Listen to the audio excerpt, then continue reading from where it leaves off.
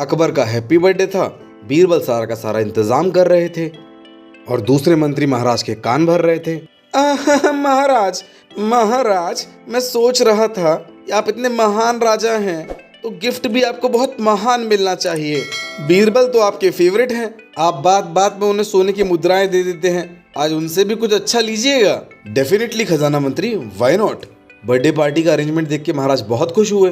बीरबल, पिछले 10 सालों से जब से तुम हमारे साथ हो वो 10 साल कैसे बीते? महाराज, मुझे ऐसा लगा जैसे 1 मिनट ही बीता हो। अच्छा बीरबल, ये सब में कितना खर्चा हुआ? महाराज, 100 सोने की मुद्राएं लगी, पर अगर आपके ऊपर खर्च हो तो मेरे लिए 1 रुपए के समान है। तो लाओ बीरबल, हमारे बर्थडे पे हमें इस तरीके के 100 रुपए दे दो। अब सब समझ गए, 100 रुपए का मतलब हो गया 10,000 मुद्राएं। अब सब लोग बीरबल पे हंसने लगे। बीरबल ने कहा, महाराज बस 1 मिनट रुकिए। अब बीरबल का 1 मिनट था भी तो 10 साल के बराबर। लगता है हमें फिर पेल दिया गया। धनिया का रिजल्ट आता है, धनिया फिर से फेल हो जाता है। धनिया यहाँ वहाँ घूम रहा होता है। अब खुद को मैं साबित करके दिखाऊंगा। पल में अपने आप को साबित कर लूं कैसे? वहीं थोड़ी दूर पर एक बैंक में वैकेंसी निकली होती है। धनिया समझ जाता है कि अगर वो यहाँ पे नौकरी निकाल लेगा तो वो साबित कर देगा कि वो किसी से कम नहीं है। वैकेंसी के लिए काफी लोग आए हुए होते हैं। एक एप्लीकेंट धनिया को देखकर हंसता है और पूछता है, अबे 12वीं पास वालों को ले रहे हैं ये लोग, तुमने करी है 12वीं? धनिया का दिमाग पहले से ही खराब था। अबे जाना अपना ताम तल, तूने 12वीं करके कौन सा तिल माल लिया, यहाँ पे आया नौकरी के लिए? अंदर इंटरव्यूअर बस एक ही सवाल पूछता था, आपका नाम क्या है? और उसके बाद लोगों को रिजेक्ट कर देता था। लोगों की समझ में नहीं आ रहा था कि इंटरव्यूअर चाहता क्या है। जब धनिया का नंबर आया, आपका नाम क्या है? धनिया चुप। आपका नाम क्या है? धनिया चुप। अरे मैंने कहा आपका नाम क्या है? धनिया ने मुंह का पान थूका और बोला, काउंटर नंबर 4 पे जाके पूछो। अरे आपके जैसे लोगों की ही तो जरूरत है। एक बार एक शराबी लड़खड़ाते हुए अपने घर की तरफ आ रहा था और उसका पड़ोसी इसको झूमते हुए बड़े गौर से देख रहा था। जब यह शराबी अपने घर के दरवाजे पर पहुंचा तो इसने देखा कि दरवाजे पर तो ताला लगा हुआ है। ताला देखकर इसने अपनी जेबें टटोली और इसको अपनी एक जेब में चाबी मिल गई और वह चाबी लगाकर ताला खोलने की कोशिश करने लगा। अब ये भाई तो पी के पूरी तरह टुन्न था, तो कभी ताला हाथ से छूट जाता था, कभी चाबी हाथ से छूट जाती थी। अगले से ताला खुल ही नहीं पा रहा था भाई साहब। जब काफी देर तक ताला नहीं खुला तो वह थक कर वहीं लेट गया। यह देखकर पड़ोसी को इस पर रहम आ गया और वह भागकर इसके पास आया और उससे बोला, लाइए चाबी मुझे दीजिए, मैं ताला खोल देता हूँ आपका। तो यह सुनकर वो शराबी बोलता है, थैंक गॉड तुम आ गए यार। देखो ताला तो मैं खोल लूंगा, तुम एक काम करो, तुम इस दरवाजे को पकड़ लो, ये बहुत देर से हिल रहा है यार। इसके चक्कर में कभी चाबी हाथ से छूट जाती है, कभी ताला छूट जाता है। वो पड़ोसी आज भी दरवाजा पकड़ के खड़ा है पर ताला अभी भी नहीं खुला है। धनिया लगातार फेल हो रहा था। शिक्षा भैया ने धनिया से कहा, बेटा थोड़ा ध्यान दो पढ़ाई पर, अगले महीने एग्जाम है, फिर फेल मत हो जाना।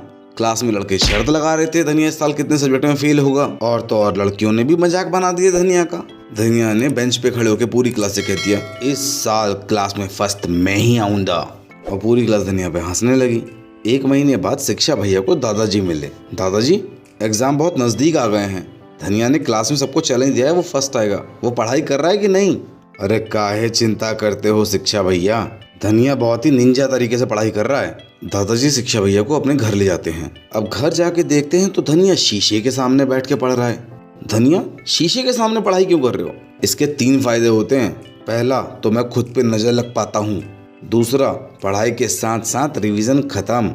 और तीसरा, मुझ जैसे इंटेलिजेंट आदमी को एक और इंटेलिजेंट आदमी की कंपनी मिल जाती है। धनिया, तू इस बार भी फेल होगा। धनिया क्लास में लेट आता है और समझ जाता है आज शिक्षा भैया पटक के पीटेंगे। पर इतने में धनिया देखता है क्लास में तो न्यू एडमिशन आया है। एक लड़की धनिया से पूछती है, ये क्लास कहाँ पर है? धनिया मौके पे चौका मारता है, अरे यही है, चलो मैं तुम्हें ले चलता हूँ। मे आई कम इन शिक्षा भैया? आओ बेटा धनिया आओ। अरे तुम्हारे साथ ये कौन है? न्यू एडमिशन है शिक्षा भैया, please come in, please come इन। क्या नाम है आपका? जी मोनिका। अच्छा, तो आप है न्यू एडमिशन, बैठिए बैठिए। आज आपकी पहली क्लास है? जी शिक्षा भैया। क्या? जी शिक्षा भैया। अरे पगला गई हो क्या? मैंने कुछ गलत कहा क्या शिक्षा भैया? अरे भैया मत कहिए ना, मेरा नाम शिक्षा है। तो क्या मैं आपको शिक्षा कह के बुलाऊंगी? अरे इतनी छूट तो हमने दादाजी को भी नहीं दी, आप हमें शिक्षा सर कह के बुलाएंगी। ठीक है शिक्षा सर। अरे ऐसे नहीं, शिक्षा सर, थोड़ा प्यार से। ओके शिक्षा सर। हाँ ये हुई ना बात। देख रहा है ना धनिया, सख्त लौंडा भी पिघल गया। एक अंकल एक आंटी जी को डेली सुबह सुबह वॉक करते हुए पार्क में मिलते थे, इसीलिए दोनों में अच्छी दोस्ती भी हो गई थी। तो एक दिन अंकल जी अपने घर में बैठकर टीवी पर मुगले आजम देख रहे थे। उसमें वो वाला गाना आ रहा था, प्यार किया तो डरना क्या, जब प्यार किया तो डरना क्या। अब ये गाना सुनकर अंकल जी में जोश आ गया। अंकल जी ने झट से फोन उठाया और लगा दिया आंटी जी को फोन और उनसे बोले, हे सेन्योरिटा, आई लव यू, क्या तुम मुझसे शादी करोगी? अब अंकल जी का इतना भोकाली प्रपोजल सुन के आंटी कैसे मना करती भाई। आंटी जी ने भी हाँ बोल दी बड़े प्यार से। अब भाई मान लिया कि दिल तो बच्चा है जी, पर अंकल जी तो बूढ़े ही हैं ना। अब अंकल जी जब अगले दिन उठे तो भूल गए कि आंटी ने हाँ बोला था कि ना बोला था। बेचारे टेंशन में फिर से कॉल लगाते हैं आंटी को और उनसे बड़े प्यार से पूछते हैं कि आपने कल हाँ बोला था कि ना बोला था। यह सुनते ही आंटी बड़ी खुश होकर बोलती है, थैंक गॉड आपने मुझे कॉल कर लिया। बोला तो मैंने हाँ ही था, पर मैं ये भूल गई थी कि मैंने किसको हाँ बोला है। यह सुनने के बाद से अंकल जी अब तक होश में नहीं आए हैं।